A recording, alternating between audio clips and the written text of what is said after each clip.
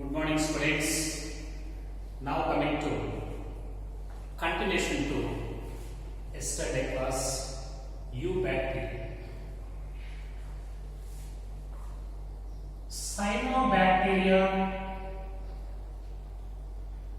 are also called blue-green algae. Blue-green algae. Cyanobacteria are also called blue-green algae. Simply they are called BGA, blue-green algae. So actually this blue-green algae, they are represented by chlorophyll A. These blue-green algae, they contain chlorophyll A, just like higher plants. So these blue-green algae resembles with higher plants with respect to chlorophyll A, just like higher plants. Just like higher plants, this blue-green algae also contain chlorophyll A. Chlorophyll A. And these blue-green algae members, they are photosynthetic organisms. Photosynthetic organisms. They are photosynthetic organisms. Similarly, some of the blue-green algae may be unicellular. For example, spirulina. Spirulina is one of the unicellular blue-green algae. But some blue-green algae, they are colonial. But some of them, they are filamentous. Filamentous means number of cells they are arranged end to end, leading to the formation of a filament-like structure. So, some blue-green algae members are unicellular, as in spirulina. Some blue-green algae members are colonial, and some of them filamentous. And most of the blue-green algae members are aquatic. They are present inside the water, on the surface of water. But some of them terrestrial. Most of them aquatic, but some of them terrestrial. Terrestrial means they are present in land. They are present on the surface of land. Anyhow, they are unicellular organisms like spirulina, colonial forms. Some of them are filamentous. Most of the blue-green algae members are aquatic, but some of them, they are terrestrial.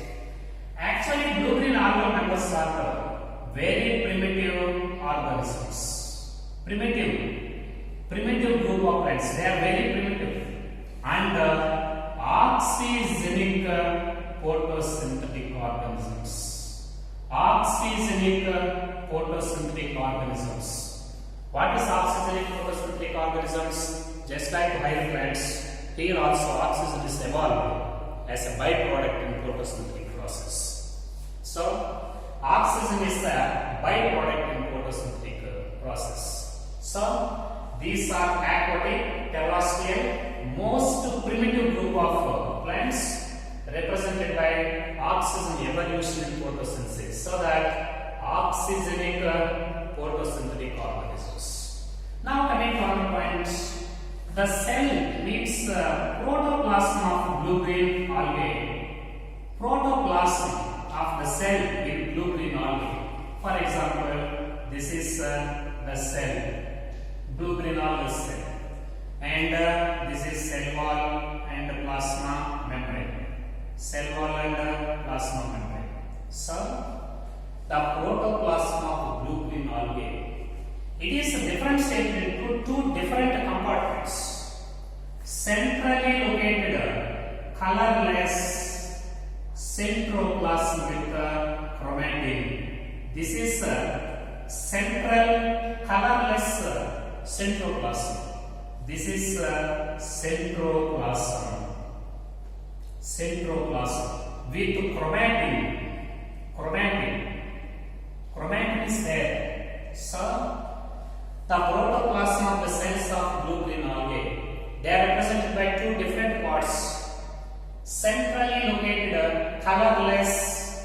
centroplasm, and the peripedal chromoplasm.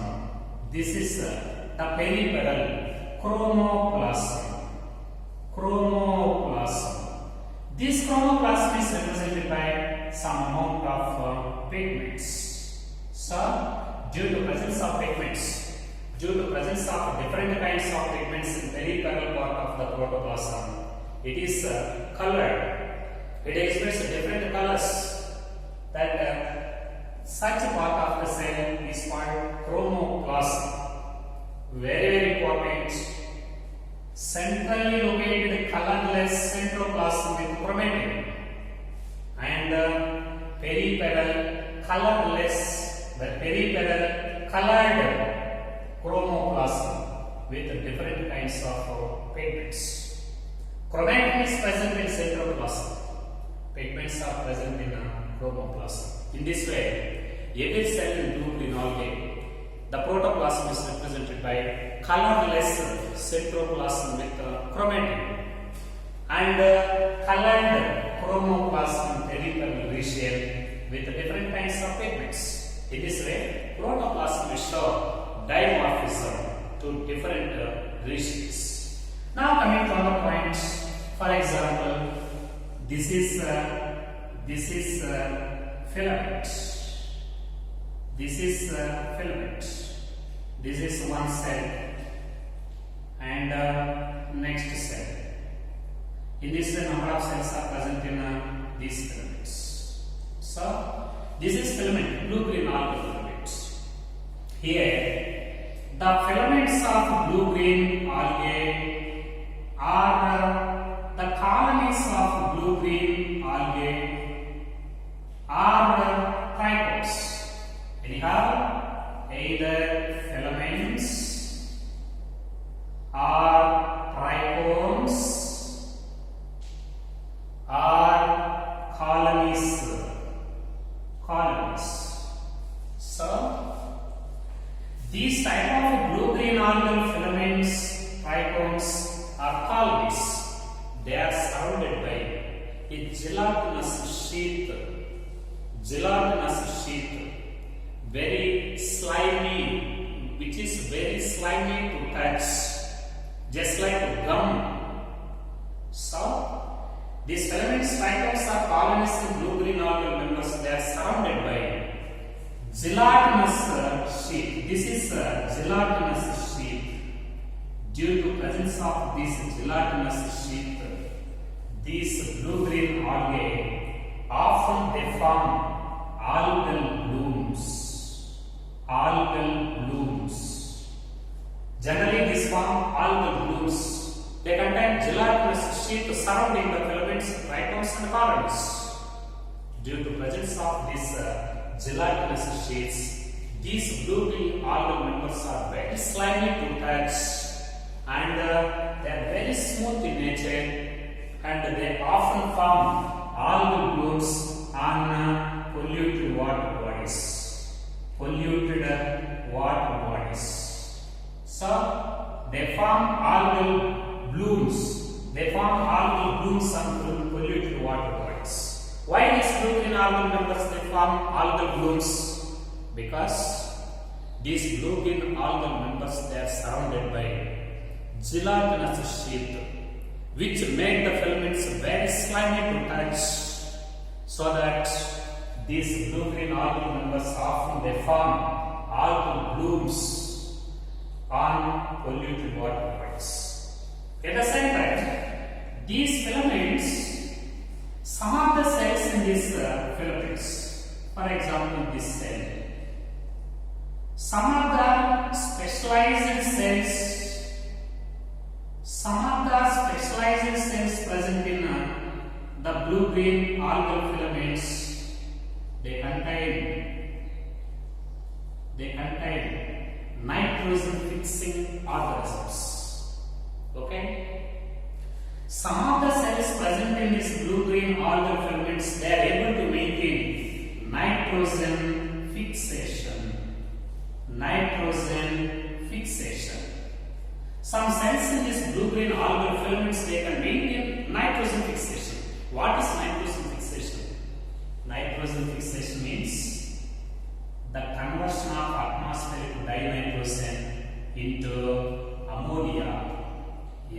NH3 or into NO2 minus nitrates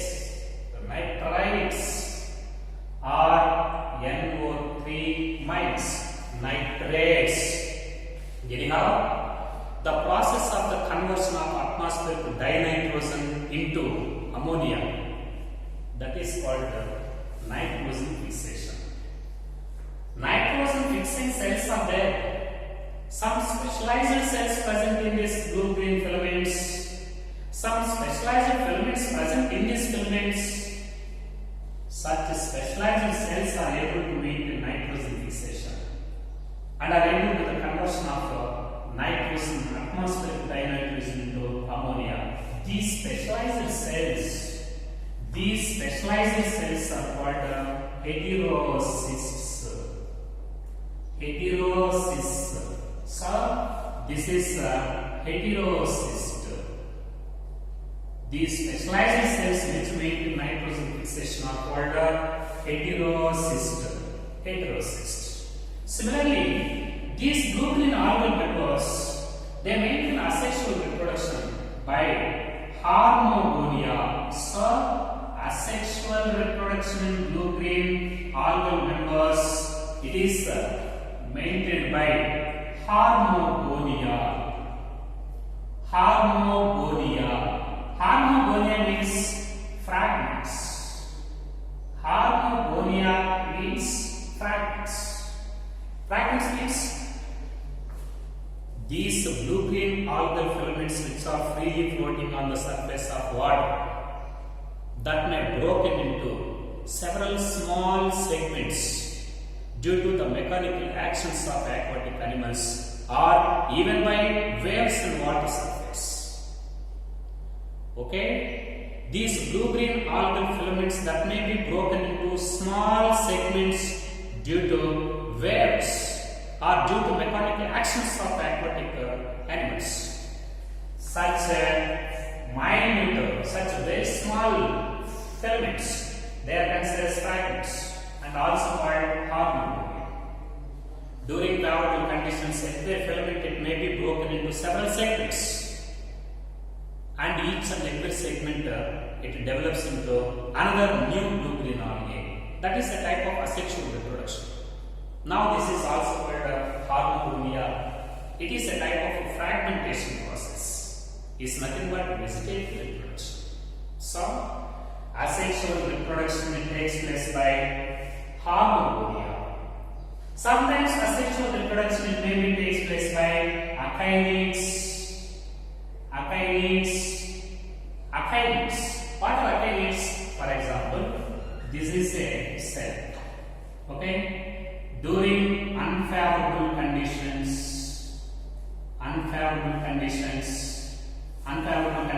means due to drying up of the water source, and during unfavorable conditions, entire protoplasm it undergoes compaction, and this protoplasm it is also secretes its own cell wall. Cell wall becomes more thick. Cells are rounded and are surrounded by a very thick cell wall. Now they develop into a small spores-like structures. Now this is called achainids. So achainids are generally found in unfavorable conditions. Is also a type of asexual reproduction.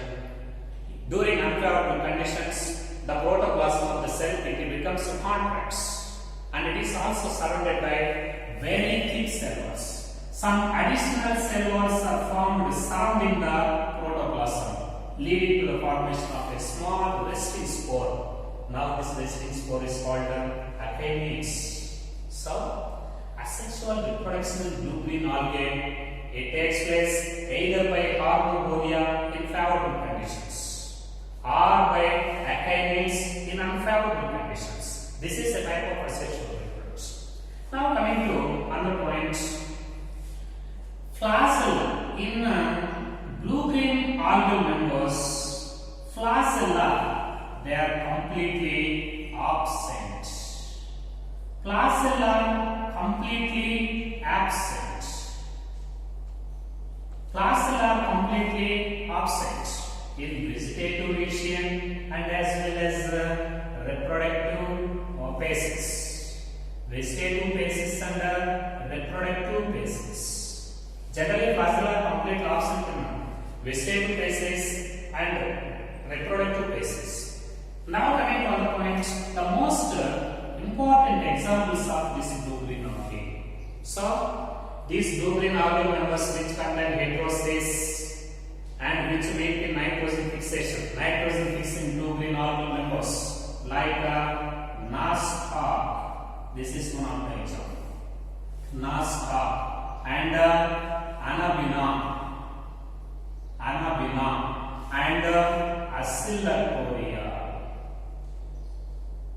Acylcoria. They are the best examples. One is Nostoc. Two, Anabina. Three, Acylcoria.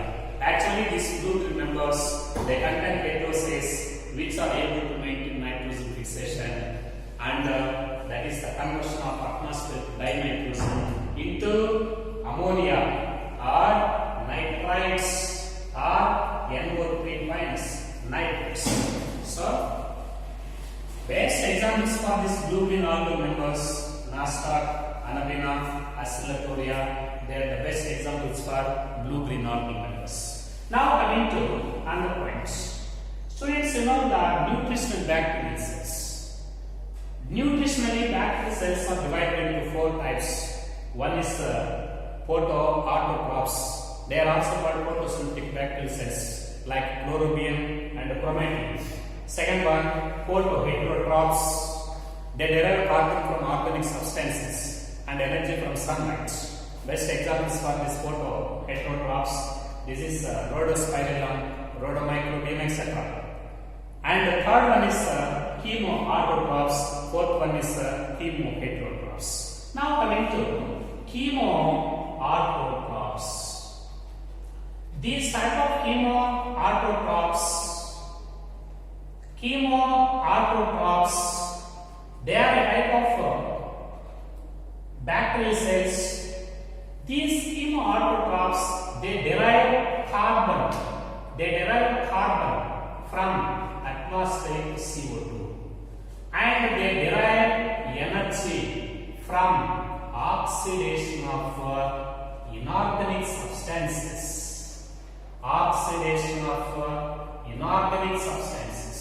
So, these chemoautotrophs, they derive energy from oxidation of inorganic substances like NO2 minus nitrites or NO3 minus nitrates or ammonium NH3. They oxidize these inorganic substances and they prepare some amount of food materials. They use atmospheric CO2 and energy from oxidation of inorganic substances like nitrites, nitrates and ammonia, and they derive some amount of energy. By using this energy, they can prepare their own food materials in the presence of atmospheric CO2. Such bacterial cells are called chemoautotrophs. Now, these bacterial cells, they play very significant role in nutrient recycling. They help in nutrient recycling. For example, nitrogen, nutrient recycling. Such nutrients like nitrogen, phosphorus, and sulfur, and iron, etc. These chemoautotrophs, they derive energy from oxidation of inorganic materials. Thus, they play a very significant role in nutrient recycling like nitrogen, phosphorus, sulfur, and iron, etc. Now, coming to another point, chemoheterotrophs. So, these chemoheterotrophs they derive carbon and energy, both carbon and energy from organic substances. organic substances. Both carbon and energy, both carbon and energy is derived from these organic substances by these chemoheterotrophs. Generally, these chemoheterotrophs, most of the chemoheterotrophs are saprophytes or decomposers. Saprophytes are decomposers. So, these saprophytes and decomposers, they are very beneficial to human beings. How they are very beneficial to human beings, especially the saprophytes and decomposers? These saprophytes and decomposers, they help in the making of curd, from milk, making of curd, and also the production of antibiotics.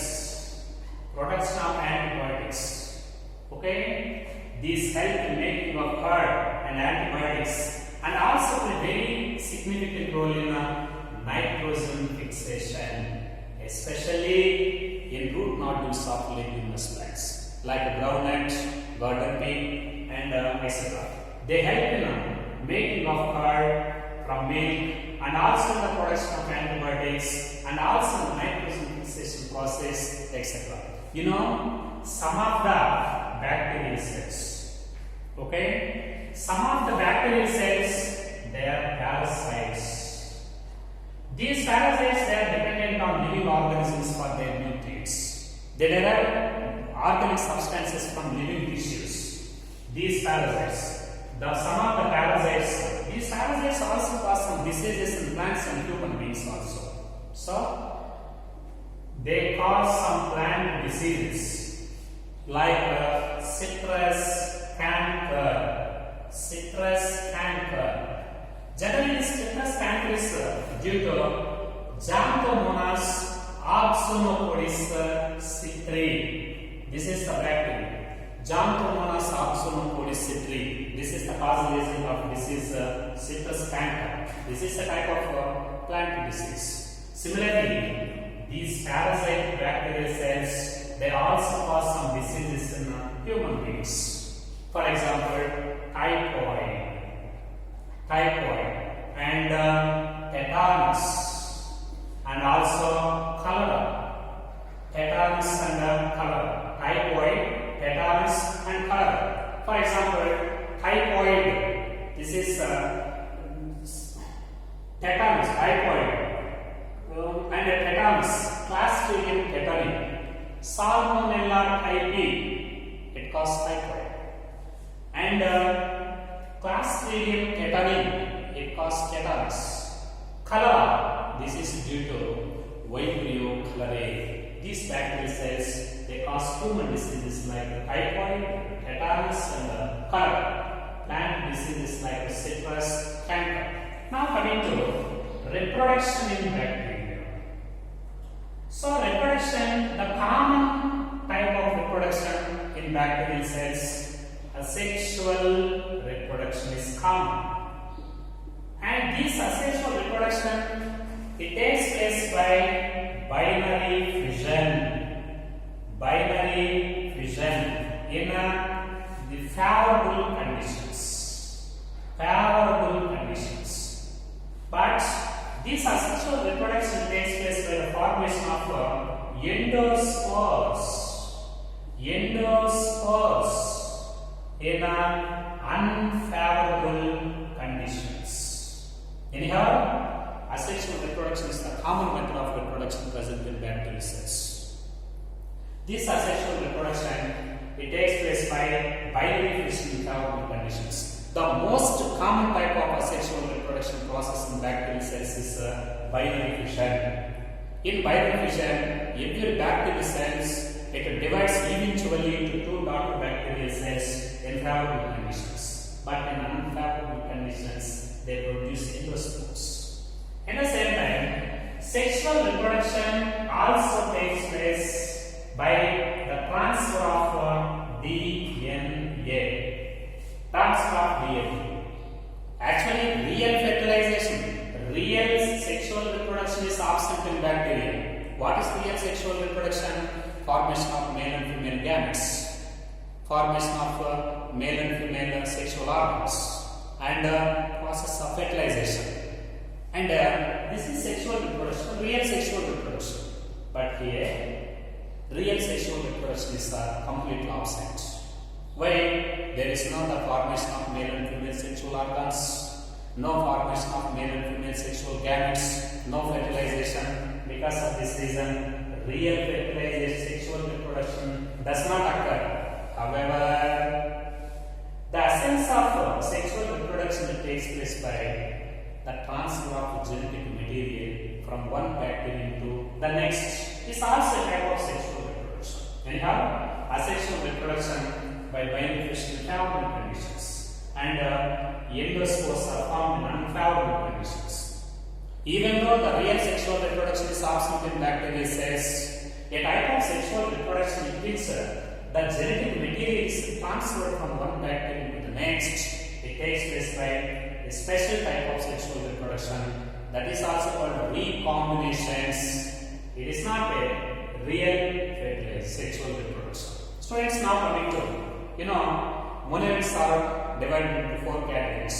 1, Archaebacteria. 2, Eubacteria. Third one is the third group of monadids. This is Mycoplasmas. Mycoplasmas. This is the third category of monadids. So actually, these mycoplasmas are the organisms which lack the cell wall. Cell wall is completely absent. Cell wall is completely absent, and cell wall is completely absent, but protoplasm is surrounded by the thin, elastic, living phospholipid membrane. Wall is completely absent. At the same time, these are pleomorphic organisms. Pleomorphic organisms. These mycoplasmas are pleomorphic organisms. What are pleomorphic organisms? The organisms which can change their shape depending upon the environmental conditions and depending upon the nutrients available to them. So, some organisms they can change their shape depending upon the climatic conditions and depending upon the nutrients available to them. Such organisms are called pleomorphic organisms.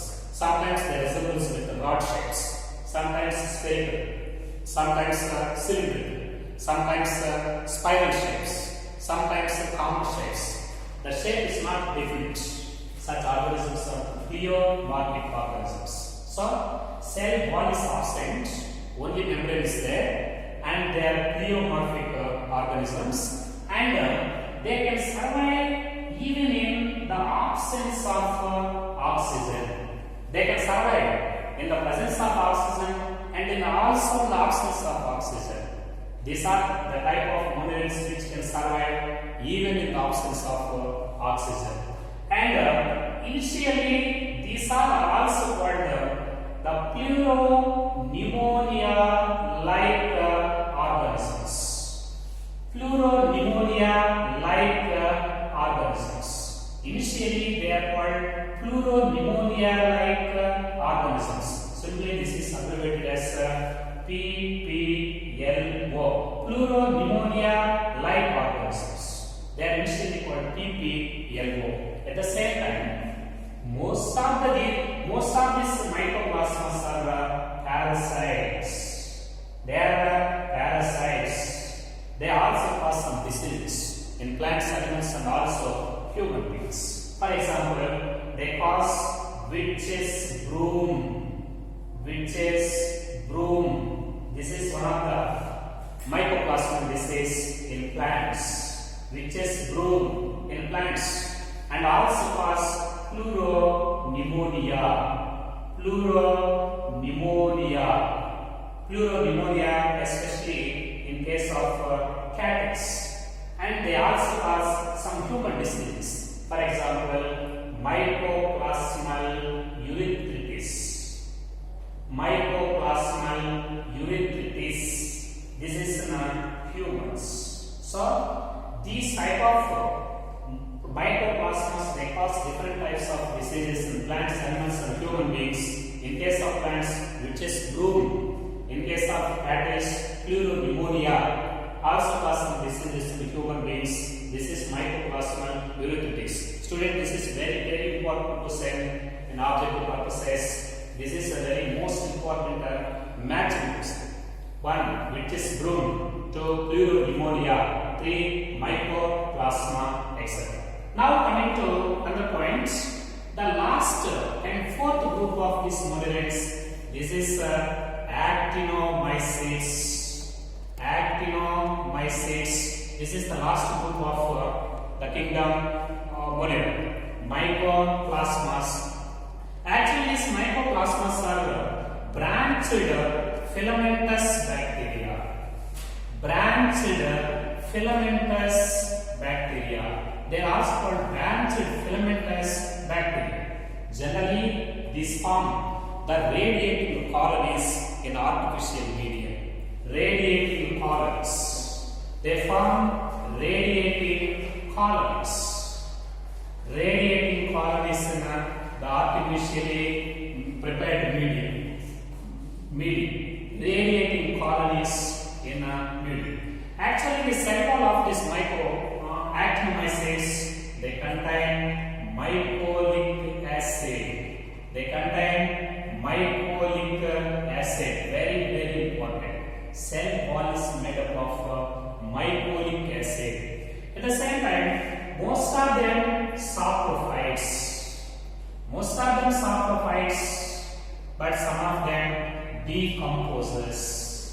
And also some of them parasites. Some of these actinomyces are parasites. The best examples of this parasitic actinomyces one is Mycobacterium. Mycobacterium is one of the parasitic actinomyces. And Corynebacterium. These two, they are a type of